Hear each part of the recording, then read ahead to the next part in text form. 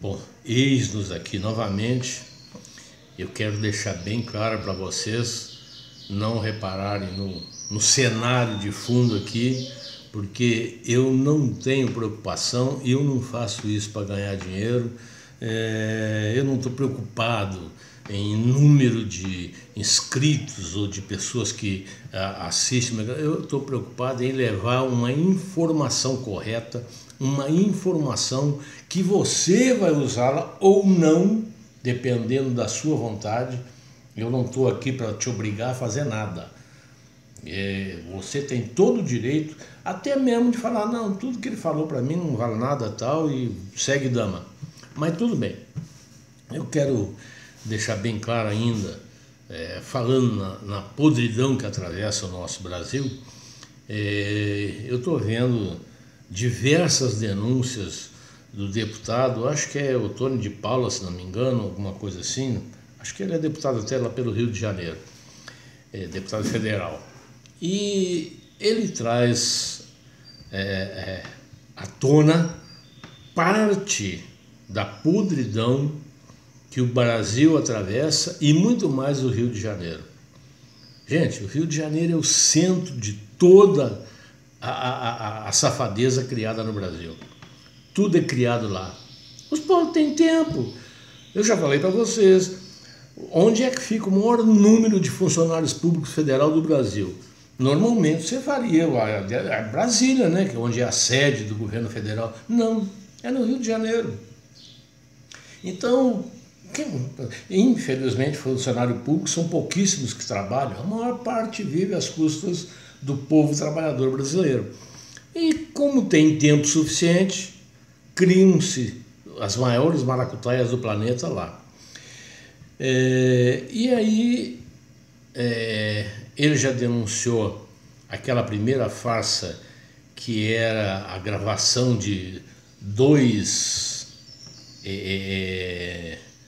integrantes das milícias conversando entre si, deixando a entender que havia participação de familiares ou até mesmo do próprio presidente no assassinato da Marielle.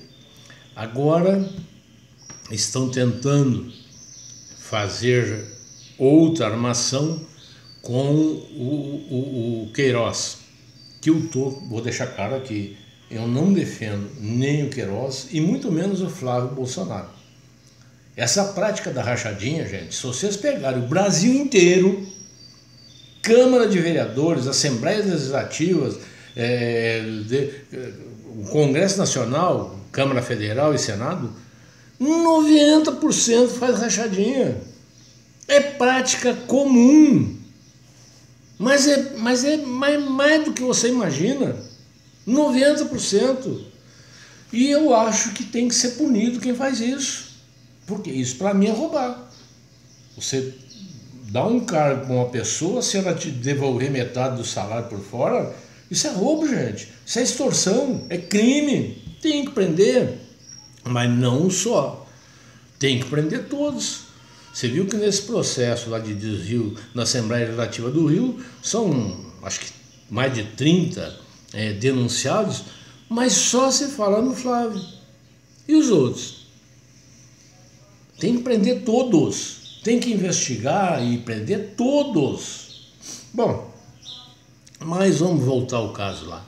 Então, no caso do Queiroz, eles parece que arquitetaram, pelo menos na denúncia do deputado, para que ele seja preso, e já existe pronto uma carta de delação, que ele só teria que assinar, não pode nem ler, e aí com essa carta eles entrariam com um processo de impeachment, porque, muito embora não seja possível punir um presidente por erro cometido durante o exercício do mandato, mas como o Bolsonaro não tem nem a minoria que ele tem hoje lá no Congresso é fantástica, ele não tem maioria.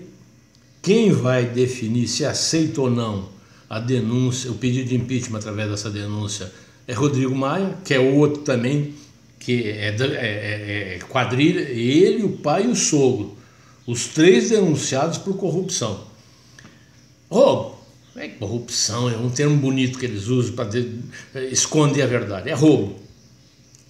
E aí é claro que o Rodrigo Maia vai botar o impeachment em discussão. Aí vocês vão falar assim, porra, mas isso vai atrapalhar o Brasil? Eu acredito que, para mim, eu não sei você e não quero te influenciar, mas para mim vai fazer o Bolsonaro cumprir algo que eu imaginava que ele faria se eleito fosse. Ó, Sérgio, mas o que é tal?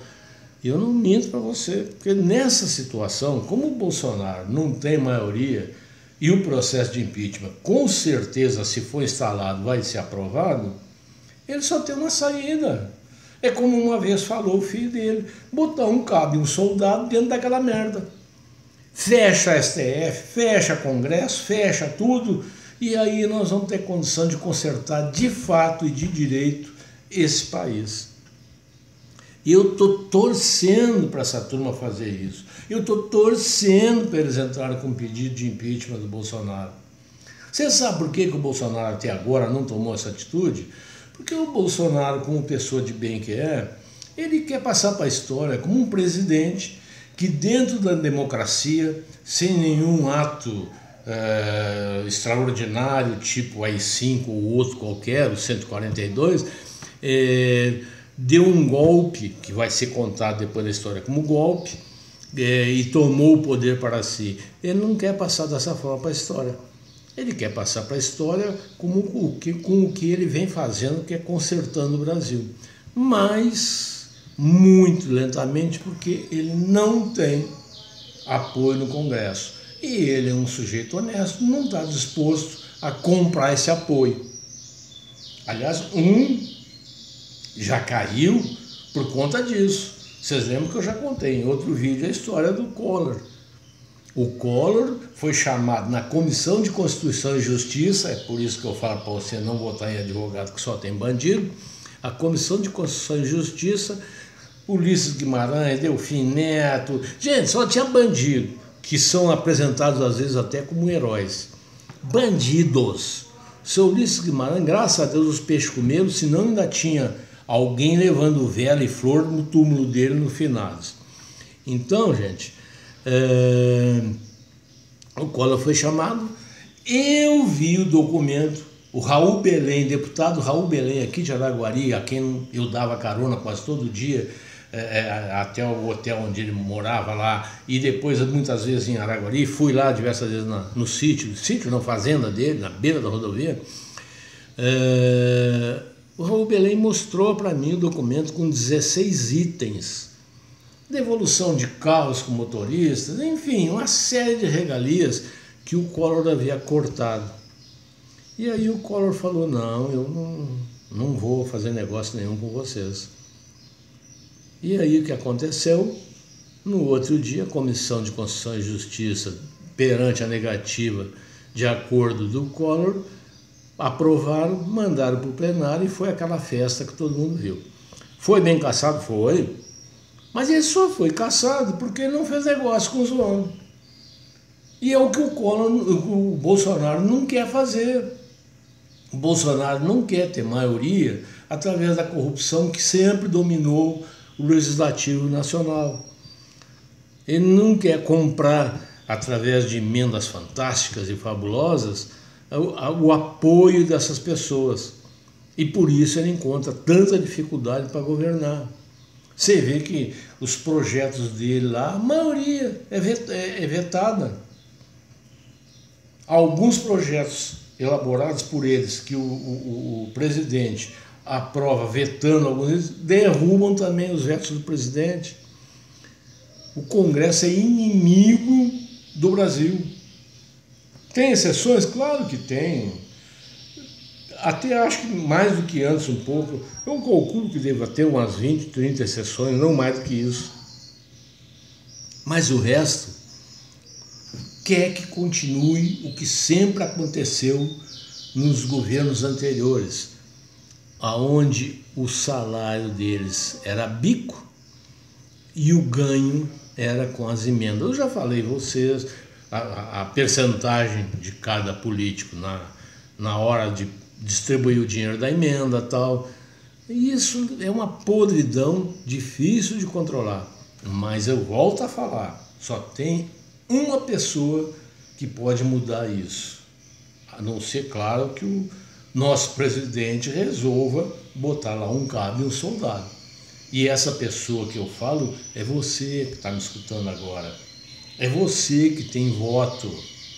Porque se você souber, e eu espero, aliás, eu espero que as redes sociais e esses youtubers que falam aí que são Bolsonaro, que são da direita, que são a favor da democracia, cumpram o seu papel. Não precisa xingar candidato nenhum, mas simplesmente os deputados, senadores, etc., que forem candidatos agora e nas próximas eleições de 2022, quando com certeza Bolsonaro se reelegerá,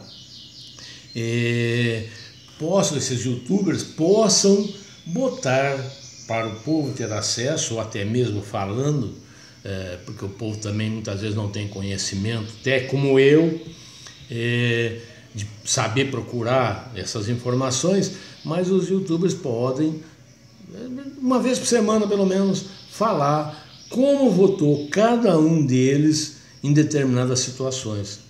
E vocês vão ver que a maior parte, 80%, votou contra você, votou contra projetos que beneficiavam o povo. Votaram contra a isenção do IPVA. Depois veio um juizeco, uma juizeca de quinta contra os radares, que não tem outra finalidade a não ser roubar você, motorista. E só você pode mudar isso através do seu voto.